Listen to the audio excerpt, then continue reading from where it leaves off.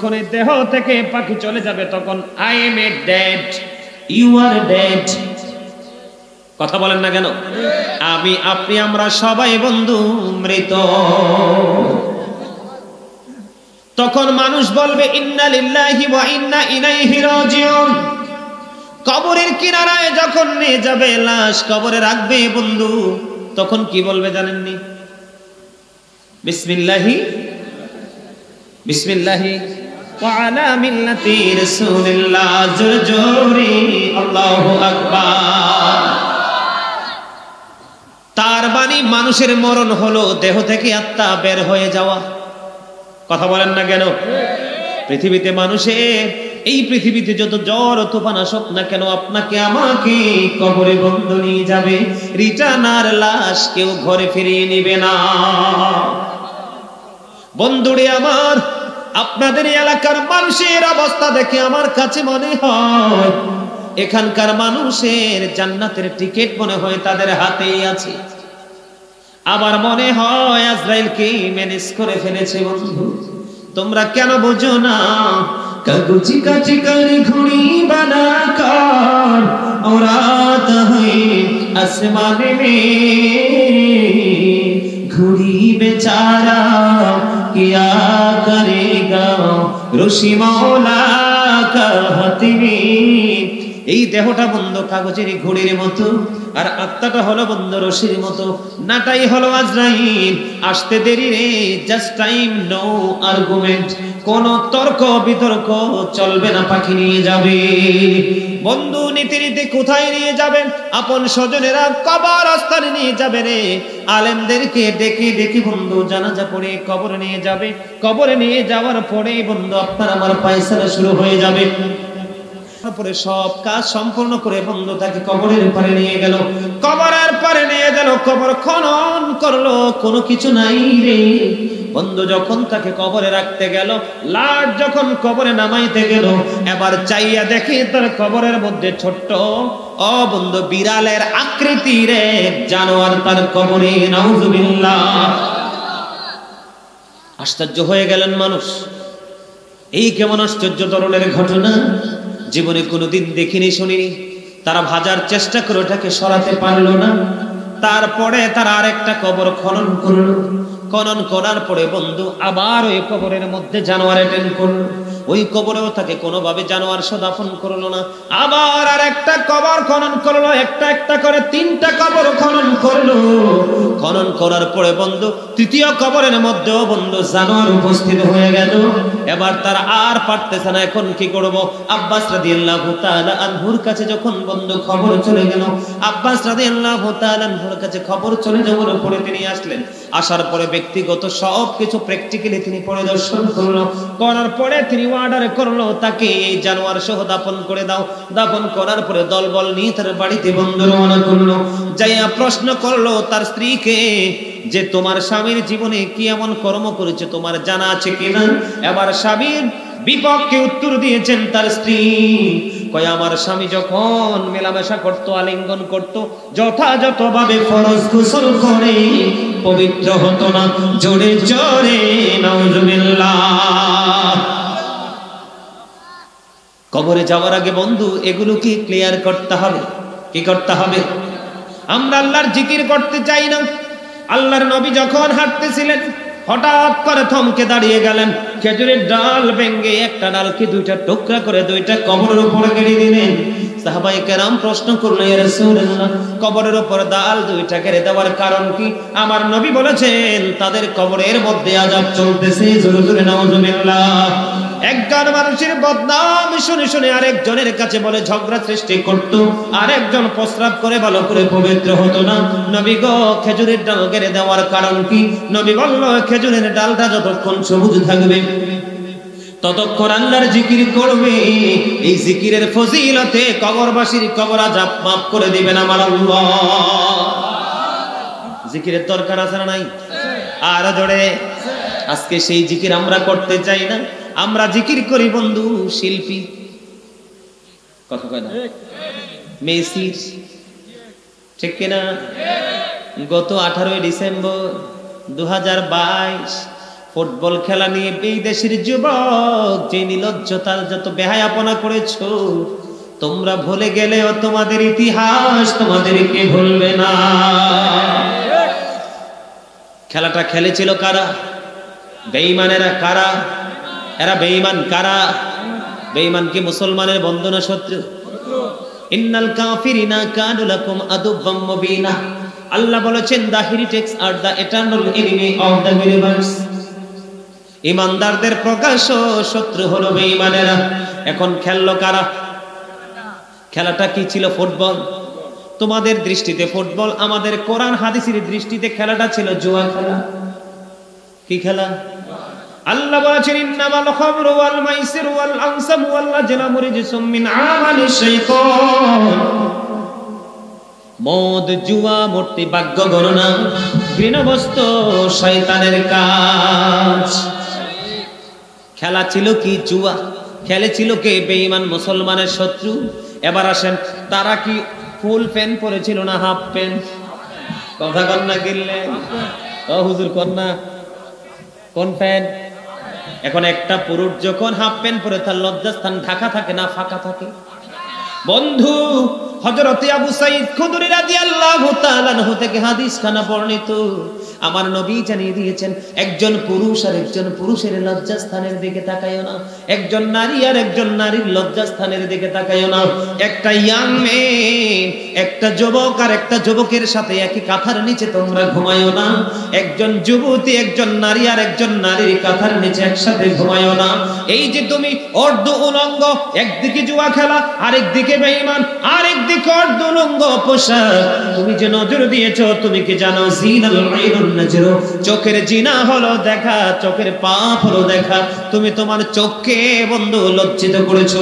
জীবনের যে গুরুত্বপূর্ণ সময় বেঈমানদের অপসংস্কৃতি জুয়া খেলাতে তুমি কাটিয়েছো। ঢোল বাজানো বন্ধু, ঢোল বাজানো, আতশবাজি, গোলা মারা, এটা মুসলমানের জন্য টোটালি হারাম। এটা বেঈমান কাফেরের কাজ। সারা রাত ধরে গোলা আতশবাজি ফুটিয়েছো, এইটা তোমরা বলে গেলেও এই মুসলমানের ইতিহাস বলবে না। কবরে কি নিয়ে যাবা? আজকে মাহফিলে আসতে পারো না, তোমাদের অসুবিধা, মাজায় ব্যথা, ঘুমের ডিস্টার্ব।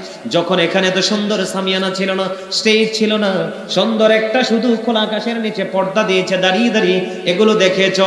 মনে রাখবা, এই দুনিয়ার মধ্যে ছোট্ট সিসি ক্যামেরা মালিক দোকানে লাগাইছে। এই সিসি ক্যামেরার ভয়ে বন্ধু সবাই আতঙ্কে থাকে, কোনো রং করে না।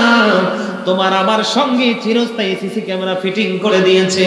তোমরা সেই সিসি ক্যামেরাকে ফাঁকি দেওয়ার কোনো সুযোগ নাই। এই সিসি ক্যামেরা ওপেন করে দেখবে স্বয়ং আমার আল্লাহ। কবরের চিন্তা, কবর নিয়ে কি করতেছেন, কবরের জন্য কি করতেছেন? কোনো বাজার আছে? কথা বলেন না কেন? কবরে যে যাবেন, কি নিয়ে যাবেন? আমার রাসূল বলেছে, পরিচিত হোক অপরিচিত হোক, মুসলমান দেখা মাত্র সালাম দিয়ে দিবা। সালামের মধ্যে শারীরিক, মানসিক, পারিবারিক বন্ধন গড়ে উঠবে। আজকে সেই সালাম নাই। কি নিয়ে যাবা তোমরা কবরে? নবী বলেছে, কোনো মানুষ অসুস্থ হইলে তাকে দেখতে যাও। ঠিক কিনা বলেন? ছোট্ট একটা হাদিস, দুইটা হাদিস বলবো কিনা? এখনকার মানুষ অসুস্থ হলে, বিপদে পড়লে তার খবর নিতে চায় না, দেখতে চায় না।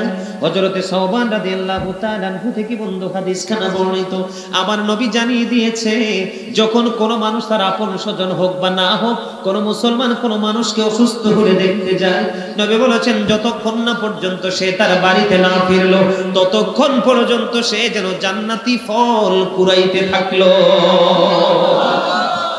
সুবহানাল্লাহ বলেন না কেন? আজকে সেই শিক্ষা আমাদের আছে। কি নিয়ে যাবে রে মুসলমান, কি নিয়ে যাবে রে মুসলমান? আমরা শুধু রূপেই বন্ধু মানুষ আছি, ভিতরের মানুষটা জিন্দা লাশ হয়ে আছে। এটাকে লাশ বানিয়েছি আমরা। হযরতে আলী রাদিয়াল্লাহু তাআলা আনহু থেকে হাদিসখানা বর্ণিত, আমার নবী জানিয়ে দিয়েছে, কোন মানুষ যখন কোন মানুষের সকালবেলা রোগীর খবর নিতে যায়, অসুস্থ মানুষকে দেখতে যায়, বিকেল পর্যন্ত সে ফিরে আসলো না। কি পর্যন্ত? বিকেল পর্যন্ত ফিরে আসলো না। নবী জানিয়ে দিয়েছেন শিফট আকারে শিফট, বুঝেননি? অর্ধেক না, হাফ বেলা। এক অংশ কোন বেলা? হাফ বেলা, আরেক অংশ। ঠিক কিনা বলে? কথা কয় না কেন? বন্ধুরে আমার, শিব নাগারে 70,000 ফেরেশতা ওই রোগী দেখতে যিনি গেল বিকেল পর্যন্ত ঘরে ফিরল না।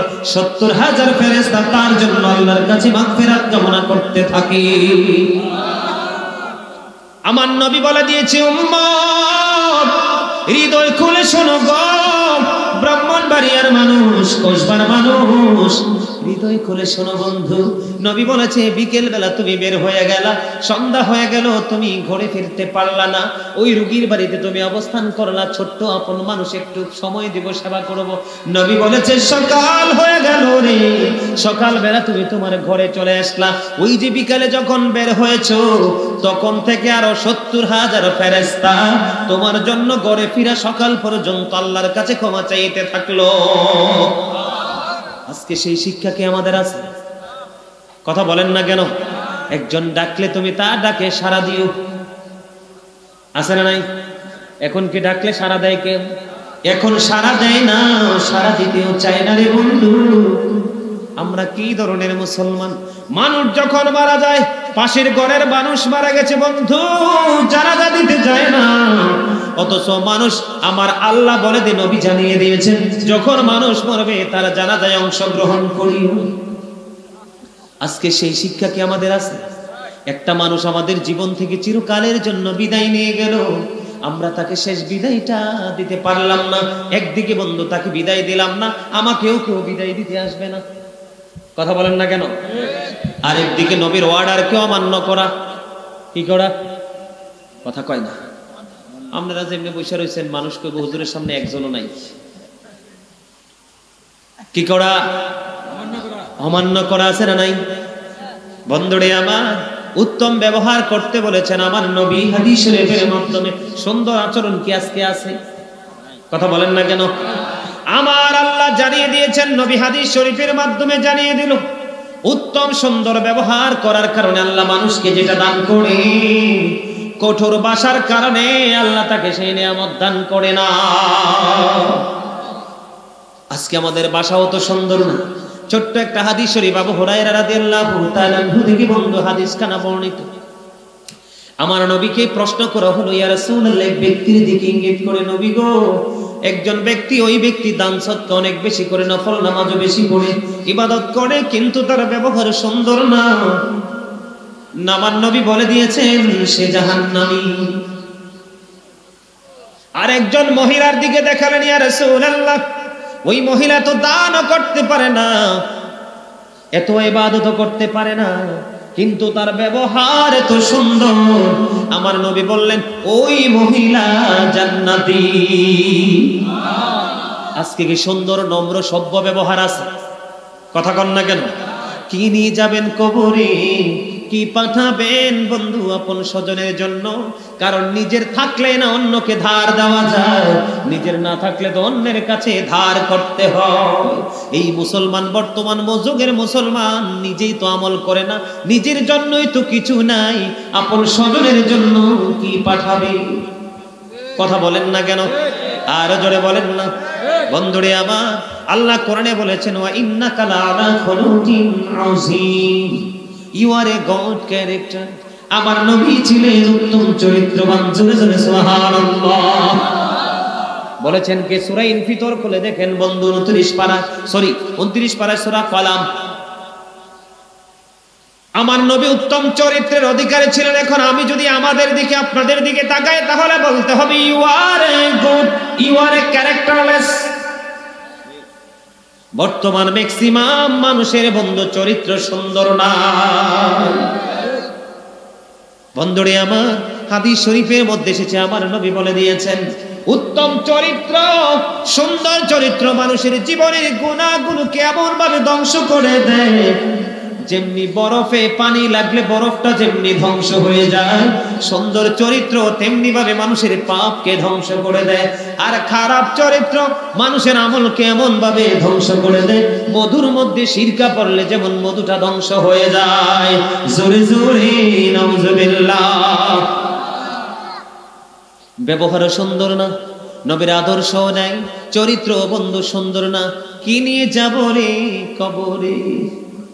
ঠিক কিনা বলেন বন্ধুরে আমার? কি নিয়ে যাব কবরে? ওয়াল ফিতনাতু আশাদ্দু মিনাল কাতল, সমাজের মধ্যে ফিতনা সৃষ্টি করা, গোলযোগ সৃষ্টি করা হত্যার চেয়ে বড় জঘন্য অপরাধ। কিসের চেয়ে?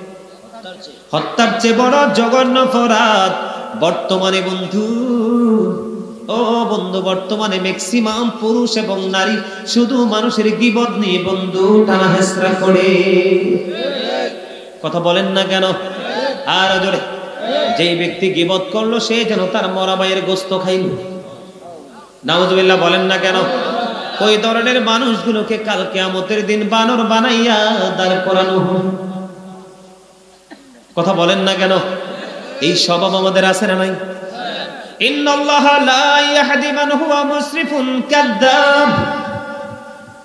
আল্লাহ রাব্বুল আলামিন সীমা লঙ্ঘনকারী মিথ্যাবাদীদেরকে হেদায়েত দিবেন না, সঠিক পথে বন্ধু পরিচালিত করবেন না, তাদের নসিবে মঙ্গল নাই। বলেছেন কে? কথা বলেন না কেন? মিথ্যাবাদী এবং সীমা লঙ্ঘনকারী আমাদের মাঝে। আমরা এখন বর্তমানে ম্যাক্সিমাম মিথ্যাবাদী। মোবাইল তো আমার কাছে নাই, হ্যালো টেলিফোন করছে, কোথায় আছে? যেমন কমিটি আমাকে বন্ধু ফোন করেছে, হুজুর কোথায় আছেন? আমি কিন্তু যেখানে আছি সেখানেই যা বলেছি। নেক্সট টাইম যখন ফোন দিয়েছেন ফোন দেয়নি, আমি কোটি পার হয়ে ফোন দিয়েছি, মাহফিল দি পাই না। কি আমি দি মাহফিল পাই না? বন্ধু তোমরা জানো না, আমার নবী বলে দিয়েছেন মুনাফিকের রূপ তিনটা। একটা হলো কথা দিয়ে কথা রাখবে না, আমানত রাখলে খেয়া খাইয়া ফেলাইবে, এবং কাজে পদে পদে মিথ্যা কথা বলবে। কথা বলেন না কেন? আমার নবী বলেছেন বিলিভার্স লাভ দ্য প্রফিট। ইমানদাররা আমি নবীকে ভালোবাসবে, hypocrites don't love the profit. মুনাফিকরা আমি নবীকে ভালোবাসবে না। আল্লাহ কোরআনে বলেছেন ইন্নাল মুনাফিকিনা ফিদ দারকিল আসফালি মিনান নার, the hypocrites will be in the lowest place of hell. মুনাফিকরা জাহান্নামের একবারে সর্বনিম্ন স্তরে থাকবে। আমি কিন্তু একটু আগাইয়া বলতে পারতাম না, আয়সা বলতে পারতাম না যে রাস্তায় একটু জ্যামে পড়ছিলাম, পারতাম না? কথা বলে না কেন? পারতাম।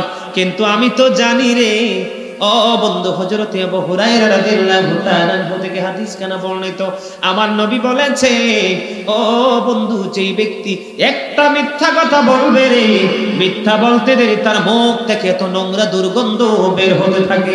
যখন এই দুর্গন্ধ বের হতে থাকে তখন তার সঙ্গের ফেরেশতারা 1760 গজ দূরে চলে যায়, তার মানে 1 মাইল দূরে চলে যায়। নাউজুবিল্লাহ। আমার নবী বলেছেন সে ধ্বংস, সে ধ্বংস, সে ধ্বংস 3 বার বলেছেন। কয়বার? আমাদের মধ্যে অনেক বক্তা আছে, অনেক মুরব্বী আছে, অনেক ইয়াং ম্যান আছে, বানায়া বানায়া গল্প কয়, আছে না নাই? কয় কইলেই তেমনি। আরে আমি না মানে যারা নাটক কয় তারার কথা বলছি। কি কয়? কয় কইলে তেমনি, ফলাইনে কয় কইলান, এরকম কয় না। আবার কয় মনে পড়ে গেছে, মনে পড়ে গেছে কা, মানে এক একজন এক এক ভাষায় কয় কি কয় না। বন্ধু গো, ওরা মনে হয় হাদিস শরীফ পড়ে নাই। এই জন্য আমি একটু আগে বলেছি ব্রাহ্মণবাড়িয়া কসবার যুবক, আল্লাহ কিন্তু বক্তাকেও ছাড় দিবে না, আল্লাহ নামদারি পিসাবকেও ছাড় দিবে না, মসজিদের ইমাম সাহেবকে ছাড় দিবে না, হাফেজ সাহেবকে ছাড় দিবে না। ও বন্ধু, অন্যায় করলে কারো কোনো ছাড় নাই। আল্লাহ বলে দিয়েছেন ইন্না বাতশা রাব্বিকা লাশাদীদ, the seizing of Allah is difficult. আল্লাহর ধর, আল্লাহর পাকড়া বড় শক্ত। আমার নবী বলেছেন মানুষকে মজা দেওয়ার জন্য, হাদিস শরীফের ভাষা বন্ধু, আমি একটাও বন্ধু লোকাল কথা বলি না। আপনারা আলোচনাটা মন দিয়ে শোনেন, একটাও লোকাল কথা বলি না বন্ধু, সবগুলো বন্ধু কোরআন হাদিস থেকে। একটা মানুষ মানুষকে মজা দেওয়ার জন্য কাল্পনিক গল্প বানিয়ে বলে না, নিজের মন মতো করে একটা গল্প বানিয়ে বলে না। আমার নবী বলেছে রে, যারা মানুষকে মজা দেওয়ার জন্য সাময়িক সময় মিথ্যা গল্প বানিয়ে বলল, তাদের সম্পর্কে 3 বার বলেছেন সে ধ্বংস, সে ধ্বংস, সে ধ্বংস। জোরে জোরে নাউজুবিল্লাহ। আর যারা বেশি বেশি মিথ্যা কাল্পনিক নাটকীয় কথা বলে, এরা সবচেয়ে বড় মুনাফিক। মনে রাখবেন, কিয়ামতের পূর্বক্ষণে মানুষের অবস্থা এমন হবে, যেই বক্তা, যেই পীর সাহেব, যিনি মিথ্যা তথ্য দিবে, মিথ্যাবাদীকে মানুষ বেশি ভালোবাসতে থাকবে, কারণ সত্যটা বললে মানতে একটু কষ্ট হবে। সত্যবাদীর কথা মানুষ মানতে চাইবে না, শুনতে চাইবে না। এটা হাদিস শরীফের কথা বন্ধু। আমার নবী বলেছেন, আমি আমার উম্মতগুলোকে মাজায় ধরে ধরে জাহান্নাম থেকে বাঁচাতে চাই। আমার উম্মতগুলো আমার হাত ফসকে জাহান্নামে চলে যায়। তার মানে নবী রাস্তা দেখিয়েছেন, যে রাস্তায় রাস্তায় হাঁটো, তুমি সোজা হাঁটতে হাঁটতে জান্নাতে চলে যাবা।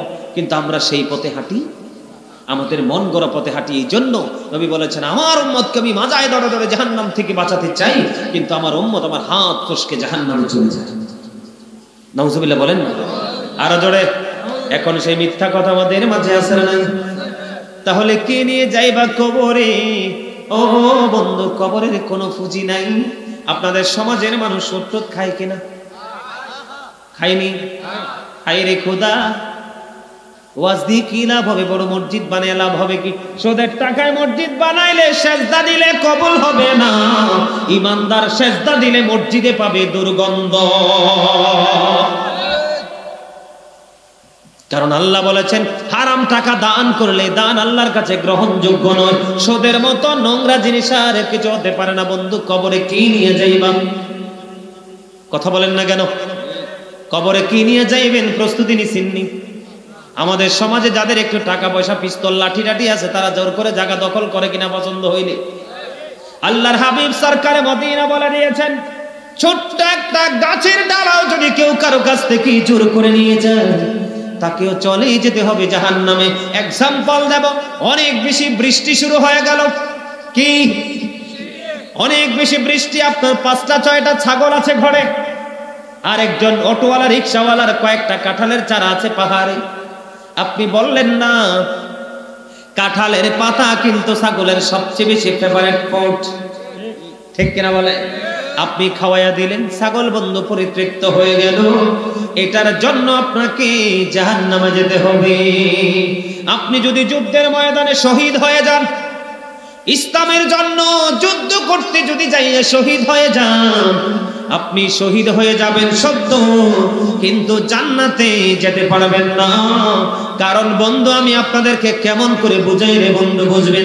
এক ব্যক্তি যখন হাদিস শরীফের মধ্যে এসেছে, রাবীর নামটাই মুহূর্তে মনে নাই, আমার নবীকে বললেন, ইয়া রাসূলুল্লাহ, তারা জানাজা পড়িয়ে দেন।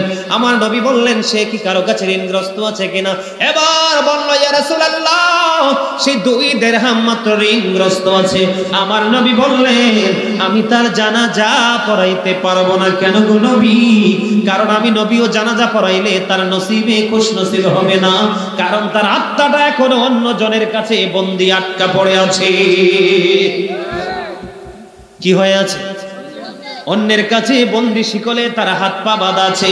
আমি নবী তার জানাজা পড়াতে পারবো না। বন্ধু, বলতে দেরি রে, হযরতে কাতাদা রাদিয়াল্লাহু তাআলা আনহু দায়িত্ব নিল, ইয়া রাসূলুল্লাহ, ইয়া হাবিবাল্লাহ, নবী গো, ও প্রাণের নবী গো, আমি তার ঋণ পরিশোধের দায়িত্ব নিয়ে নিলাম।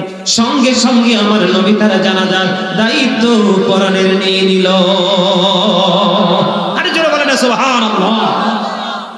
অনেক যুবক তোমরা এখানে উপস্থিত হয়েছো, সুবহানাল্লাহ বলতে পারো না? আরো জোরে বলো না। আমি কেমন করে তোমাদেরকে বুঝাবো? হাদিস শরীফের মধ্যে এসেছে, রাসূল বলেছেন, কেউ যখন, আমার বান্দা যখন আমার কোনো মজলিসে আমি আল্লাহর জিকির করি, আমি তার চাইতে উত্তম মজলিসে আমি আমার বান্দার জিকির করি। আমাদের এই মজলিসের চাইতে আল্লাহর মজলিস দামি না? আল্লাহর মজলিসে বসে ফেরেশতারা, কারা? আর আমাদের মজলিসে বসে পাপী, নাপাক, পাক, সুদখোর, ঘুষখোর, সিটার, বাটপার, টাউট, নামাজি, বেনামাজি আছে না? আমাদেরটা চাইতে ওইটা দামি না? তাহলে জিকির দরকার আছে না? বন্ধুরে আমার, আমি যেটা বলতে চেয়েছিলাম, তাহলে আপনি কেমন করে বন্ধু বাঁচতে পারবেন? এই রকম আমাদের বাংলাদেশে যদি খুঁজি, ম্যাক্সিমাম মানুষই পরের হক খাইয়া রাখছে। 5 টাকা 10 টাকা এরকম, ঠিক কিনা বলে? বন্ধুরে, জানাজা দিলে লাভ হবে না। আল্লাহর ওলি যদি আইসা বন্ধু জানাজা পড়ায়, লাভ হবে না। কারণ তোমাকে অন্যের ঋণ শোধ করা পর্যন্ত জান্নাতের ঘ্রাণ পাবা না। আমি কে নিয়ে যাব বন্ধু কবরে? যুবক, তোমরা সবাই শোনো, কারণ তোমাদের এগুলো জানা বেশি দরকার। কারণ বর্তমান যুবকরাই বেশি পথভ্রষ্ট হয়ে যাচ্ছে।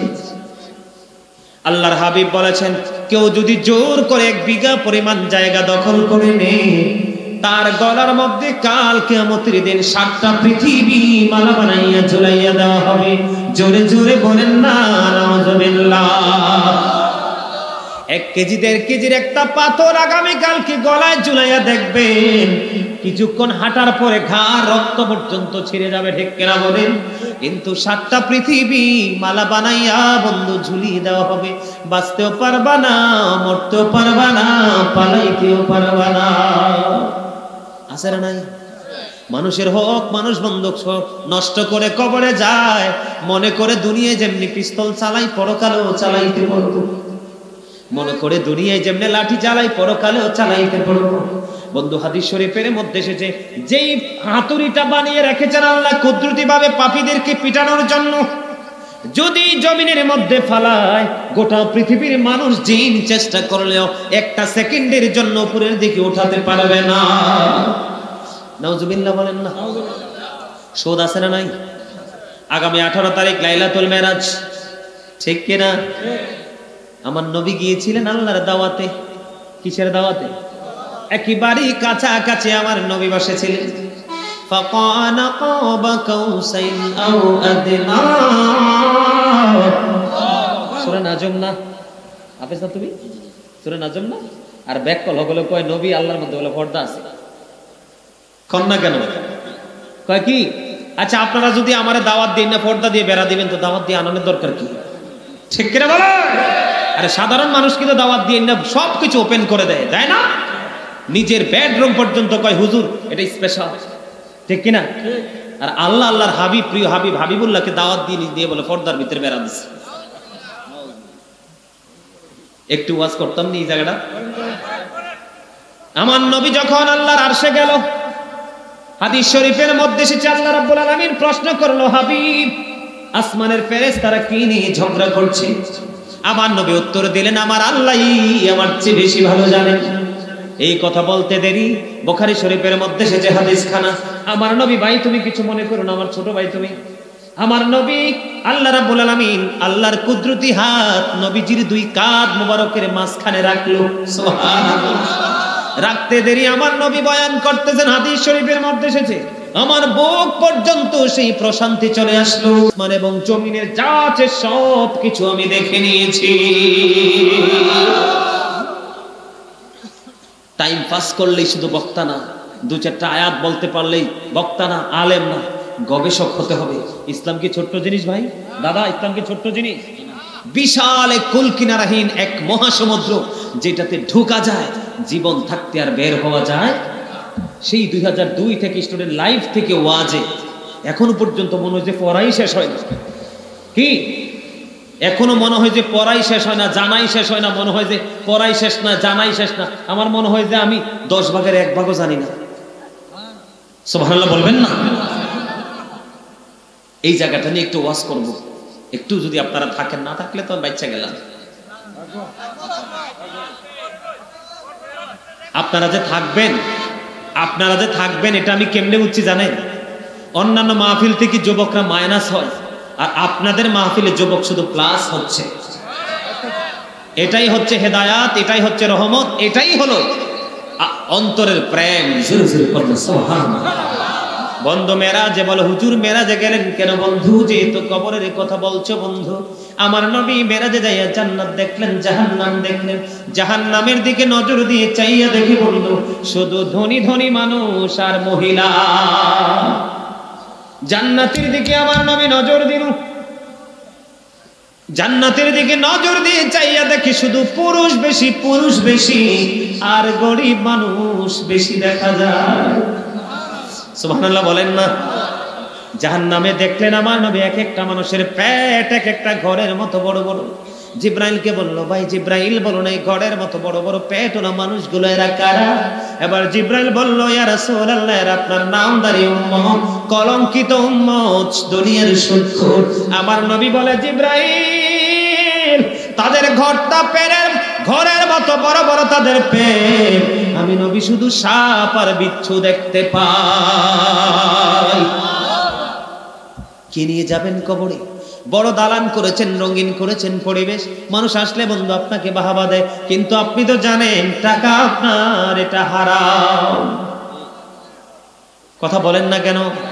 টাকা কি? যিনি সুদ দেয়, যিনি সুদ নেয়, যিনি সুদের সাক্ষী হয়, যিনি সুদের ইসলাম লেখে, যিনি সুদের টাকা কালেকশন করে, প্রত্যক্ষ পরোক্ষ ভাবে যারা সুদখোরের সাথে সম্পর্ক, আমার নবী বলেছেন সবার সাজা সেম।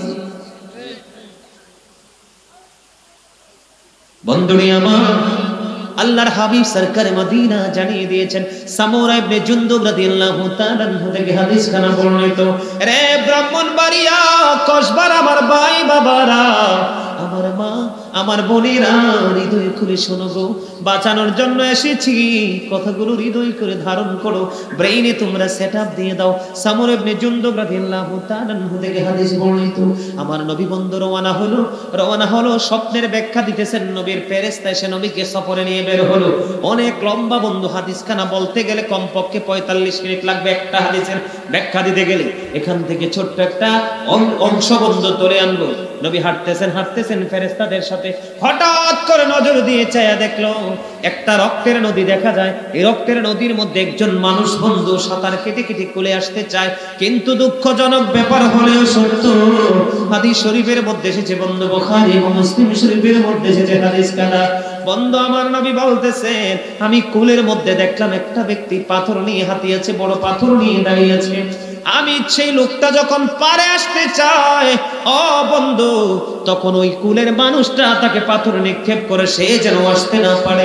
এবার আবার নবীকে সফরে দ্বারা নিয়ে যাচ্ছেন, তারা কি ফেরেশতা?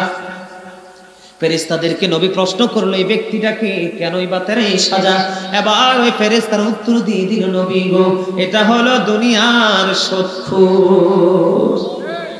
সুদের মাধ্যমে টাকা দিয়ে বাজার করো, মাছ কিনো, গোস্ত কিনো, সুস্বাদু খাবার খাও, এই খাবার থেকে তোমার শরীরে রক্ত হয়, এই নাপাক রক্ত তোমার জন্য নদী হয়ে যাবে। কি হয়ে যাবে? এই নাপাক রক্ত বন্ধু নদী হয়ে যাবে রে। এই নদীর মধ্যে বন্ধু দুর্গন্ধময় পরিবেশ থাকতে হবে, বাঁচতে পারবা না, মরতেও পারবা না, পালাতেও পারবা না। কি নিয়ে যাবেন কবরে?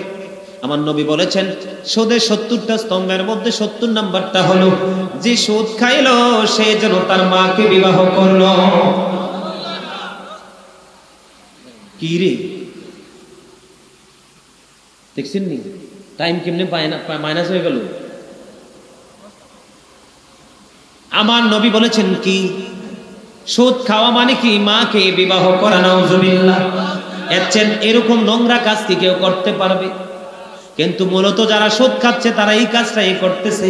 যেই ব্যক্তি সুদের টাকা বন্ধু উপার্জন করলো, একটি টাকা উপার্জন করলো, সে যেন 36 বার বন্ধু জিনা করলো। আর জোরে বলেন না নাউজুবিল্লাহ। আজকে সুদ আছে না নাই? কি নিয়ে যাবেন কবরে? কেমন করে বন্ধু হিসাবটা দিবেন? ওই যে হাদিস শরীফটা বললাম, হাদিস শরীফের আরেকটা অংশ, নবী দেখলেন আগুনের একটা চুলা দেখা যায়, এটার মধ্যে শুধু ল্যাংটা নারী পুরুষ। ওই সঙ্গীদেরকে প্রশ্ন করলো, লঙ্গ নারী পুরুষগুলো কারা গো নবী? এবার নবী যখন প্রশ্ন করলো, ফেরেশতারা উত্তর দিয়ে দিল, নবী গো, এরা হলো দুনিয়ার জিনা এবং ব্যভিচারী করনেওয়ালা। শুধু অবৈধভাবে জিনা করনেওয়ালারাই শুধু এখানে থাকবে না বন্ধু, এখানে কিন্তু পয়েন্ট আছে। আমি একটু ব্যতিক্রম, ডিফারেন্ট দিকে যাবেন আমার সঙ্গে। এখন স্বামী স্ত্রী কি স্বামী স্ত্রী না ইঁদুর বিড়াল? কথা কয় না? আরে না, ম্যাক্সিমাম স্বামী স্ত্রী ইঁদুর বিড়াল, ঠিক কিনা বলে? অর্ডার দিবে এটা নিয়ে আইসো, না আনলে কিন্তু ঝাড়ু। বউকে বলবে টাইম মতো রেডি করে রাখো, না রাখলে বন্ধু আল্লাহ বিসিবা দিয়া মায়ের। এগুলোকে স্বামী স্ত্রী বলে না ইঁদুর এবং বিড়াল বলে? কথা কন না কেন? আপনারা জানেন না, কারণ আপনাদের এই এলাকার নারী পুরুষ স্বামী স্ত্রী অনেক ভদ্র বলে। এটা আপনাদের আচরণেই বোঝা যায়। বন্ধুরে আমার, ছোট্ট করে বলবো, কিভাবে হিসাব দিবে স্ত্রী, কিভাবে হিসাব দিবে বন্ধু স্বামী। অনেক স্ত্রীরা স্বামী রাতের অন্ধকারে ভালোবাসতে চায়, স্ত্রী কি কাছে নিতে চায়, সে বন্ধু স্বামীকে সুযোগ দেয় না, কারণ মনের ঘরে আরেকজন বাসা বেঁধেছে। আল্লাহর হাবিব জানিয়ে দিয়েছেন, স্বামী তোমাকে আপন করে কাছে ডাকলো, তুমি তাকে সময় দিলে না। আল্লাহর হাবিব বলেছেন তুমি মুখটা অন্যদিকে ঘুরিয়ে রাখলা, সারাটা রাত পার হয়ে গেল। আল্লাহর হাবিব জানিয়ে দিয়েছেন সারাটা রাত ওই লানতের ফেরেশতা বন্ধু ওই স্ত্রীর উপর লানত দিতে থাকলো। জোরে জোরে নাউজুবিল্লাহ। এই সমস্যা অবশ্যই আছে বন্ধু, আপনারা হয়তো অনেকে জানেন না, যারা প্রকৃত ভুক্তভোগী তারা ঠিকই জানেন। এবার স্বামীর দিকে যদি একটু নজর দেই, অনেক স্বামী আছে বন্ধু টাকা থাকার পরেও বউকে মোহরানা দেয় না। অনেক আগের যুগের ম্যাক্সিমাম স্বামী বন্ধু মোহরানা না দিয়ে পরপারে পারি জমিয়েছে। এখনো বর্তমানে অনেকের পাওয়ার আছে, ক্ষমতা আছে, কিন্তু স্বামী স্ত্রীকে মোহরানা দেয় না। তার মানে কাবিনের টাকা, কিসের টাকা? 5 লাখ 10 লাখ 20 লাখ। এখন তো সম্মানের জন্য কত হাই লেভেলের কাবিন হয়। আল্লাহর হাবিব জানিয়ে দিয়েছে কোন স্বামী বিয়ে করার পরে, ক্ষমতা থাকার পরে, এবিলিটি থাকার পরেও স্ত্রী কি যদি মোহরানা না দেয়, এই অবস্থায় যদি সে মারা যায়, কাল কিয়ামতের দিনে স্বামীকে জিনাকারীদের অন্তর্ভুক্ত করে জাহান্নামে দেওয়া হবে। জোরে জোরে নাউজুবিল্লাহ। কি নিয়ে যাবেন কবরে? এই প্রস্তুতি এই জায়গায় আমাদের ঠিকানা আছে না নাই? কথা বলেন না কেন? আছে নাই? অনেক আলোচনা, অনেক লম্বা আলোচনা হয়ে গেছে, প্রায় ফোনে 2 ঘন্টা। না না এগুলো কিছু লাগবে না, মোর চা কফি লাগে না ইনশাআল্লাহ। হাজার হাজার ভিডিও, যারা আমার অনলাইনে ওয়াজ শোনার মতো মনে হয় এখানে মানুষ নাই। ওমা আছে তো। এই আবেগে পড়ে হাত উঠাইও না। তুমি না দেখে যদি হাত উঠাও তাহলে মুখে একটা অন্তরে আরেকটা। তাইলে কি সোজা করে হাত তোলেন। কে কে দেখেন অনলাইনে? হ্যাঁ মাশাআল্লাহ। কেন বলছি জানেন? এই যে হাজার হাজার ভিডিও আছে, একটা দেখছেন চা কফি খাইতে। আমি 5 ঘন্টা ওয়াজ করলেও ইনশাআল্লাহ আমার কলিজা শুকাবে না। 5 ঘন্টা ওয়াজ করলে আমার একটু পানি, একটু চা লাগবে না। মদিনাওয়ালার প্রেম, মদিনাওয়ালার নজরে কারম, আল্লাহর খাস রহম। মারহাবা বলেন না? আচ্ছা আমি যে এতক্ষণ কথাগুলো বললাম, এগুলো কি বাস্তব না? কি নিয়ে যাব আমরা কবরে বলেন তো? কোন আমল আমাদের আছে? বিশেষ করে যুবক যারা, তোমরা ছোট্ট মানুষ, তোমরা একেবারে ছোট মানুষ। যুবকদেরকে নিয়ে একটু ওয়াজ করতাম নি? শুধু 2টা পয়েন্ট। কয়টা? তোমরা আমার কথা কেউ রাগ করো না, মন দিয়ে শোনো কথাটা। এই যে আমরা যে কবরে যাব, কবরে যাওয়ার পরে কিন্তু আমাদের সবকিছুর হিসাব আল্লাহ নেবে। এই যে আমাকে যারা দাওয়াত দিয়েছে তারাও কিন্তু এখানে জিন্স প্যান্ট পরনেওয়ালা আছে। তোমরা ম্যাক্সিমাম ছেলেরা জিন্স প্যান্ট পরো, তোমরা আসলে এটার অপকারিতা কি সেটা জানো না। আমি তোমাদেরকে বলি, এখানে হাফেজ সাহেব আছে আমার সাথে। তোমার নামটা কি না ভাই? এই তুমি তো আমরা যাই দাওয়াত দিয়েছিলা। হেও তো মনে গেছিল। হ্যাঁ এর লেগে তো কইতেছি, এটির খালি আমার চিনা লাগে, খুব কাছের মনে হয়। কিন্তু আমি তো ভাবতেছি ওরা আমার যাইয়া কিন্তু দাওয়াত দিয়ে আসছি। জানেন আমি কিন্তু কোনো কমিটির লোককে আমাকে যাইয়া দাওয়াত দিতে বলি না। আমি তোমাদেরকে নিষেধ করছি না? আমি কিন্তু কখনোই লক্ষ লক্ষ হাজার হাজার মানুষ দেখবেন অনলাইনে মাহফিলে, কত বিশাল বিশাল প্রোগ্রাম অ্যাটেন্ড করি, কিন্তু কখনোই কোনো মানুষকে আমি আসতে দেই না। কারণ আপনারা মাহফিল করাবেন, এটা আপনাদের ঠেকানা। এটা আমি ব্যক্তিগতভাবে, এটা আমি আমার দায়িত্ব মনে করি। আজকে আপনাদের মাহফিলটা নিয়ে বেশি টেনশনে ছিলাম, কারণ তারা খুব ভালোবাসছে আমাকে যাইয়া দাওয়াত দিয়ে আসছে। আমার শ্বশুরের জুয়েলার্সে বৈশাখ, বিসমিল্লাহ জুয়েলার্স।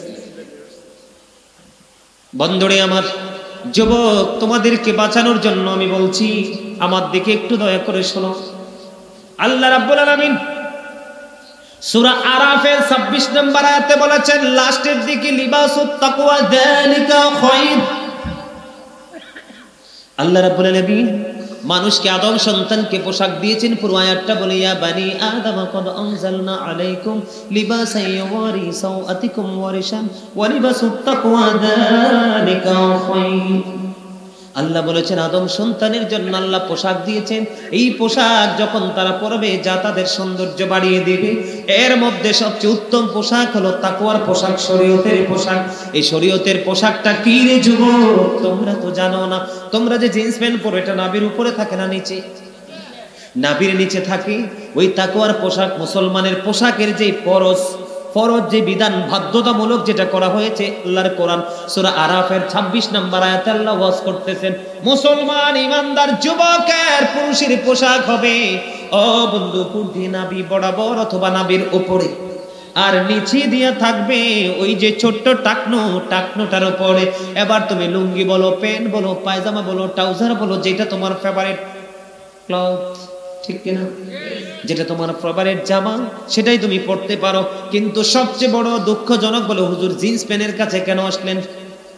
লুঙ্গিটা চাইলে উপরে উঠানো যায়, কথা বলেন না কেন?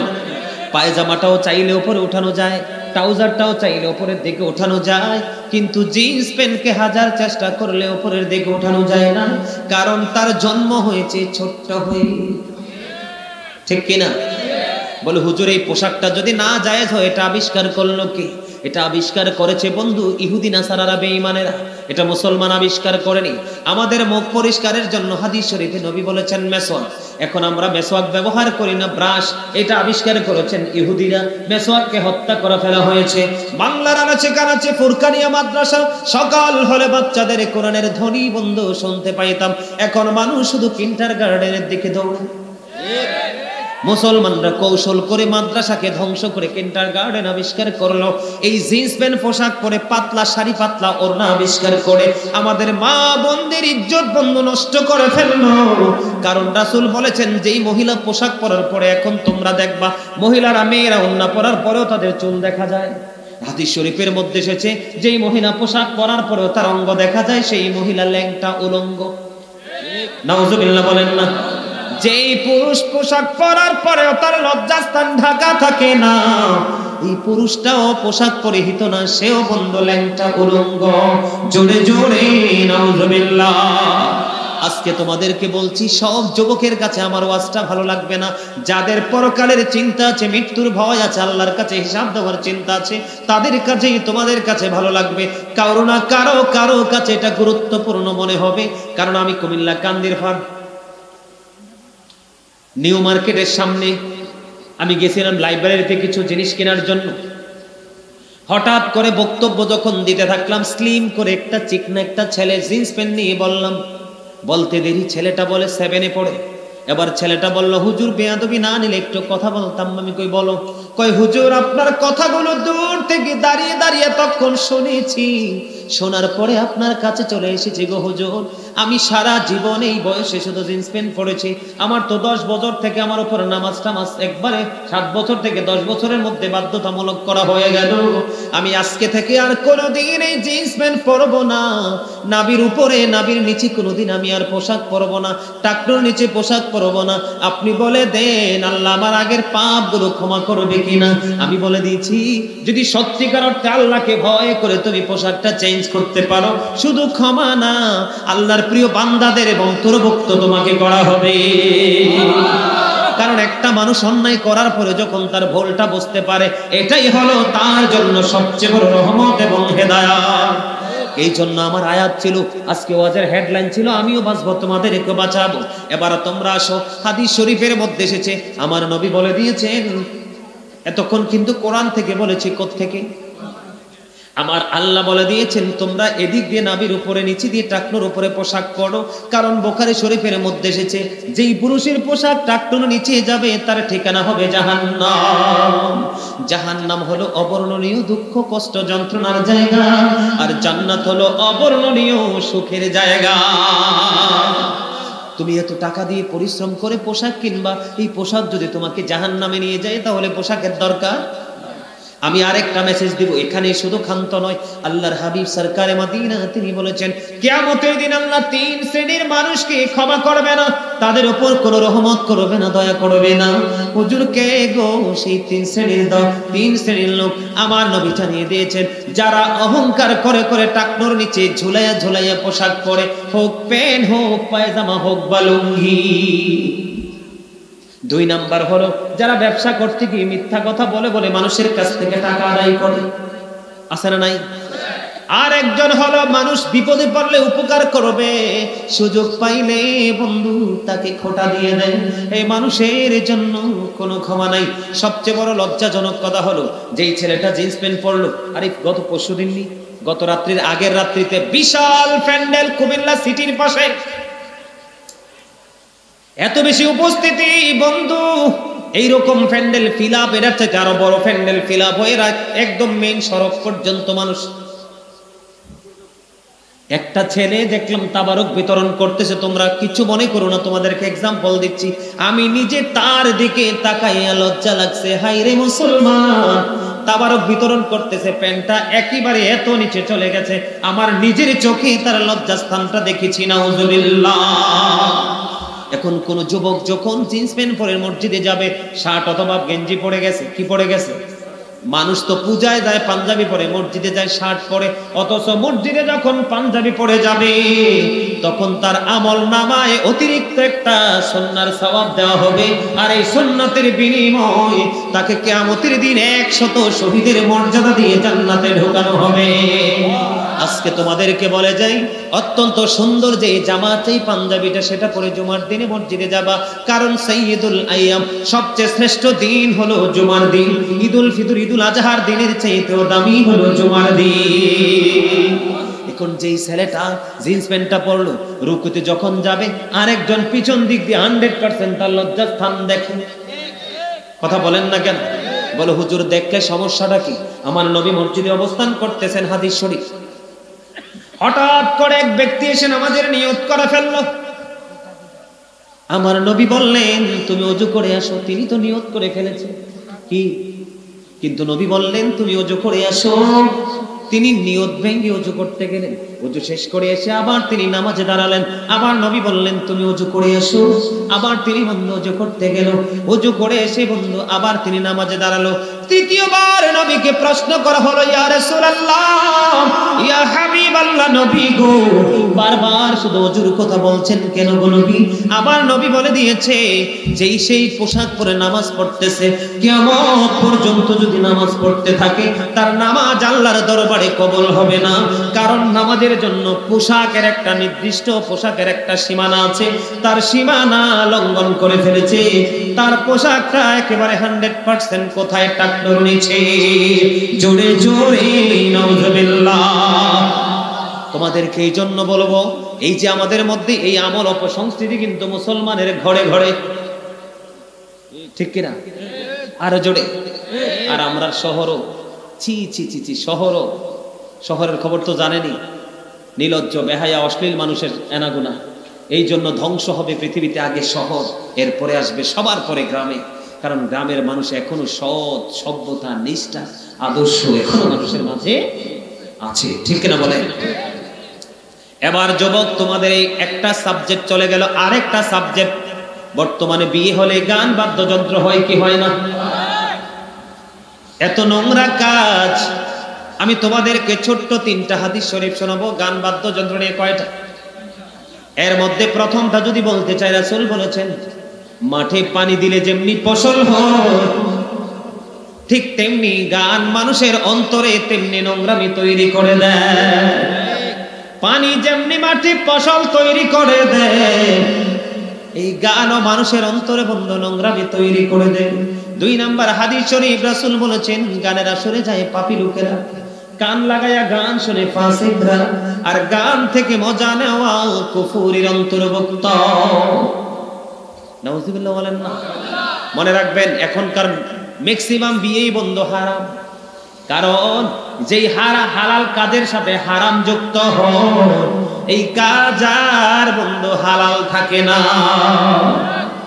আমি আপনাদেরকে বলবো, এ মসজিদে তুমি জমা পড়ো, তোমাকে আজকে বলে যাব, তোমার মহল্লায় যদি কোনো মুসল্লি রাত ভর ডিজে পার্টি করে, তুমি আর তার বাড়ি থেকে মিলাদ পড়বা না, তার বিয়ে পড়াবা না।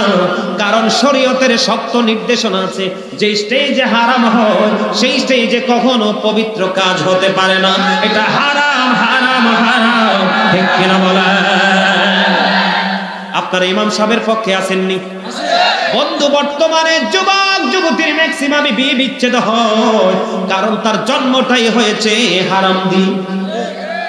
এখন বাচ্চাদেরকে আউযুবিল্লাহ বিসমিল্লাহ পড়াইতে চাইলে বন্ধু তারা পড়তে চায় না। মোবাইল দিয়ে দেন, পেট ভরে গলা পর্যন্ত খাওয়াইতে পারবেন না, বলবে না। কথা বলেন না কেন? কারণ বাবার বিয়ে হয়েছে বন্ধুর বাঁশি বাজে রে, আমার কানে কানে, ঠিক কিনা বলেন?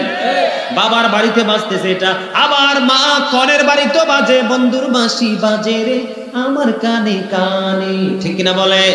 এই দুই বাঁশির মাঝখান দিয়ে বন্ধু একটা প্রোডাকশন, কথা বলেন না কেন? একটা প্রোডাক্ট। তেঁতুলের দানা না মাটিতে লাগাইছেন, গাছ কি উঠবে? বড় হইয়া কি ধরবে? তেঁতুল ধরছে, তেঁতুল ধইরা পাকছে, আপনি মুখে দিয়ে দেখছেন জন্মের টক কি। এখন গাছের নিচে বৈশা বৈশা যদি বলেন হুজুর গো আমি তো ভাবছিলাম আমার গাছে ল্যাংড়া আম আসবে যেটা অত্যন্ত মধুময়, ভুল তো করছেন গোড়ায়, ঠিক কিনা বলে? ভুল কোথায়? রং কোথায়? আপনি যদি শুরুতে তেঁতুলের বিচিটা না কিনে যদি ল্যাংড়া আমের বিচি যদি অথবা ল্যাংড়া আম কিনে নিজের মতো করে চিবি চিবি রস খেয়ে আপনার বাড়ির সবচেয়ে পছন্দের জায়গায় যদি এই আমের বিচিটা লাগাইয়া দিতেন, আম গাছ উঠতো, পরে সবগুলো ডাল পরিপূর্ণ করে বন্ধু আম নামতো, আপনিও খাইতেন, সাত রাস্তার পথচারীরাও নিত, আর আপনার আমল নামায় শুধু সৎকার সব ডুবতে থাকতো। কসনারে ভাই মানবি তুই আমার কথাটা? ইনশাআল্লাহ। আমি কুমিল্লা মেডিকেলে যখন জুমা পড়াইছি, ভেরি হার্ড প্লেস। এই যে আমার ছেলে আছে, গাড়িতে লোক আছে বন্ধু, একটা বাড়িতে একদিনের জন্য আমাকে বিয়ে বাড়িতে গান বাদ্যযন্ত্র হয়েছে, এমন পরিবেশে আমাকে মিলাদে নিতে পারে না, কারণ আমি জানি রে ও বন্ধু দুধটা অত্যন্ত পুষ্টিকর, হাদিস শরীফের মধ্যে, সেজন্য বেশি বেশি করে দুধ পান করো, কারণ দুধরা জন্ম হয়, গাভী খায় ঘাস, সবুজ ঘাস, ঘাস থেকে দুধরা জন্ম হয়, শারীরিক সুস্থতার জন্য দুধের গুরুত্বপূর্ণ অন্যরকম। এই দুধ খাওয়ার কথা বলছে কে? এই পবিত্র দুধের মধ্যে যদি একটা ফোঁটা ছানা পড়ে, দুধ কি আর দুধ থাকে না, ছানা হয়ে যায়। তেমনি ভাবে যেই স্টেজে বন্ধু, যেই বাড়িতে গান বাদ্যযন্ত্র হয়, ওখানে আর বন্ধু কোনো দোয়া চলে না, ঠিক কিনা বলেন?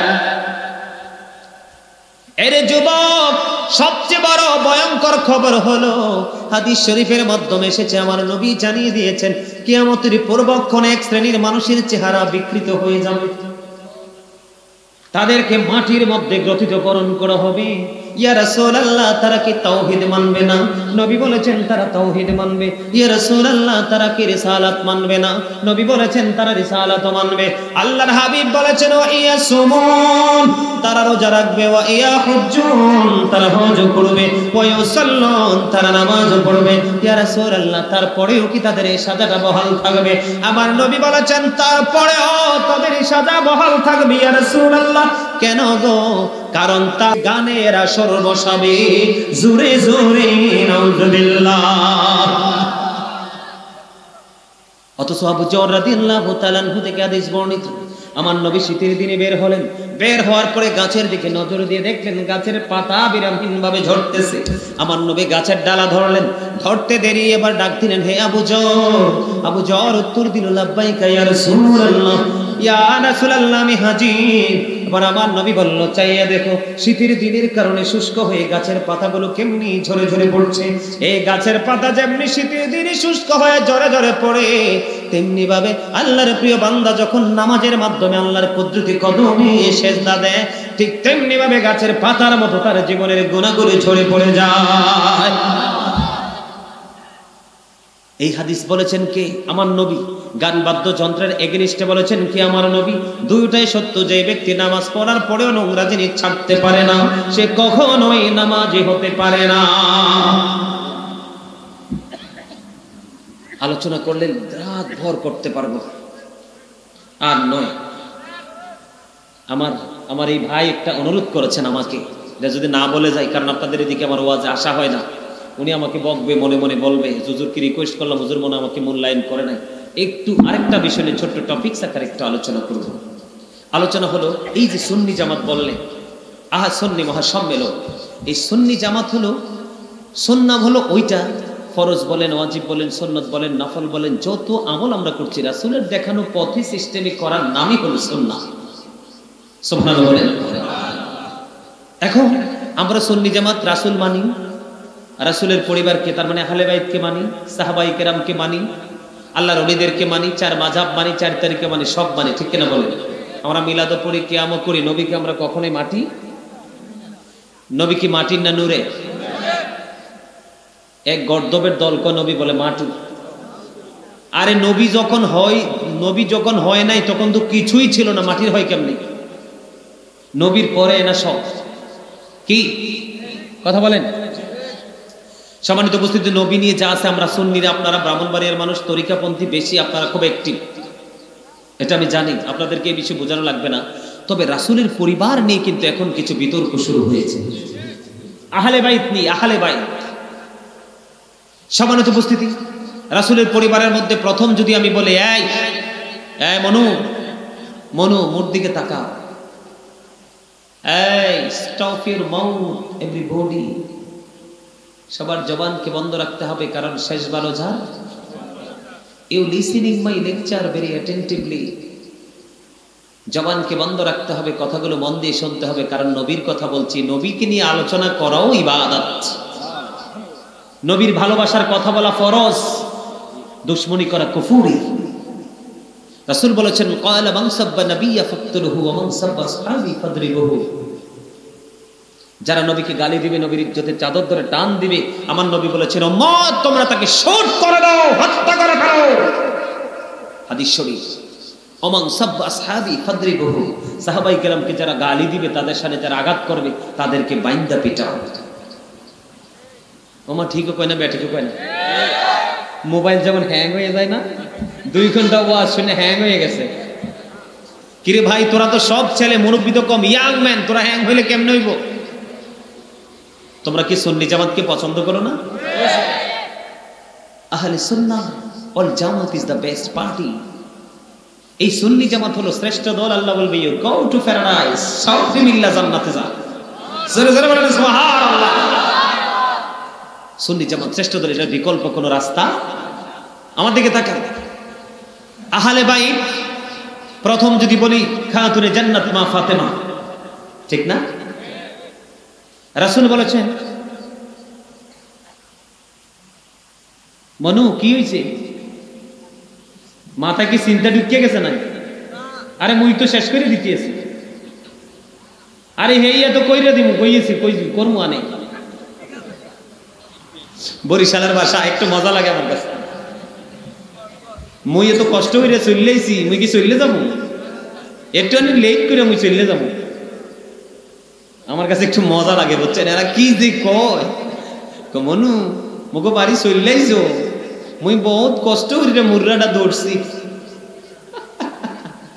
কি করছি? মুর্রা দৌড়ছে, ঠিক কিনা বলে?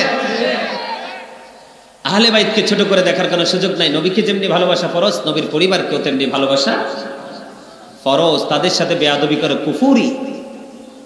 আমার রাসূল বলেছেন, ক্বালা রাসূলুল্লাহ সাল্লাল্লাহু আলাইহি সাল্লাম, ফাতিমাতু সাইয়্যিদাতু নিসাই আহলিল জান্নাহ। রাসূল বলেছেন, mother Fatema is the leader of females in জান্নাহ। মা ফাতেমা হলো সকল মুমিনাদের জান্নাতের সরদারনি। সুবহানাল্লাহ। মা ফাতেমার পরে বিয়ে হলো কার সাথে? হযরতে আলীর সাথে, ইসলামের চতুর্থ খলিফা। রাসূল আলী রাদিয়াল্লাহু তাআলা আনহু সম্পর্কে বলেছেন, আনা মাদিনাতুল ইলমি ওয়ালিউন ওয়া। রাসূল বলেছেন, I am a city of education, the gate of that city is Ali. নবী বলেছেন, I am a city of education, আমি শিক্ষার শহর। The gate of that city is Ali, সেই শহরের দরজা হলো আমার আলী। হাদিস শরীফ, মজা না? এবার তাদের দুইজনের সন্তান হলো কারা? ইমাম হাসান হুসাইন রাদিয়াল্লাহু তাআলা আনহু। রাসূল বলেছেন, আল হাসান ওয়াল হুসাইন সাইয়্যিদা শাবাবি আহলিল জান্নাহ। রাসূল বলেছেন, Imam Hasan and Hussain are the leader of younger people in Jannah. এর যুবকের দল, তোমরা আজকে সুন্নি জামাতকে ভালোবেসে জান্নাতে এখানে বসেছো। তোমাদের যুবক যারা নবীর পরিবারকে ভালোবেসেছো, ইমাম হাসান হুসাইন দুই ভাইকে ভালোবেসেছো, আমার নবী জানিয়ে দিয়েছেন, বন্ধু Imam Hasan and Hussain are the leader of younger people in Jannah. আল হাসান ওয়াল হুসাইন সাইয়্যিদা শাবাবি আহলিল জান্নাহ। সমস্ত ইমানদার যুবকদের জান্নাতে লিডার হবে ইমাম হাসান হুসাইন দুই ভাই। আমার নবী আরো বলেছেন হুমা রাইহানাইয়া মিনাদ দুনিয়া, Imam Hasan and Hussain to my flower in the world. নবী বলেছেন হাসান হুসাইন দুই ভাই দুনিয়ায় যান, দুনিয়ায় আমার দুইটা সুগন্ধযুক্ত ফুল, গ্লেজি ফ্লাওয়ার। জোরে জোরে বলেন না সুবহানাল্লাহ। নবীটা সত্য না মিথ্যা? হযরত মুহাম্মদ সাল্লাল্লাহু আলাইহি সাল্লাম was born in Arab country. His father's name was Abdullah, his mother's name was Jamina. His father said died before he was born. He lost his mother in his childhood. He was very truthful. আমার নবী ছিলেন শ্রেষ্ঠ সত্যবাদী। নবীর চিনেন? Allah of the first pillar is the Lord of all, Rabbul Alameen. Muhammad Rasulullah sallallahu alaihi wasallam is the blessing for the world, rahmatan lil alamin. কালেমাত কয়টা দিক? দুইটা। There is no good but Allah. সে আল্লাহ ব্যতীত কোনো উপাস্য নেই।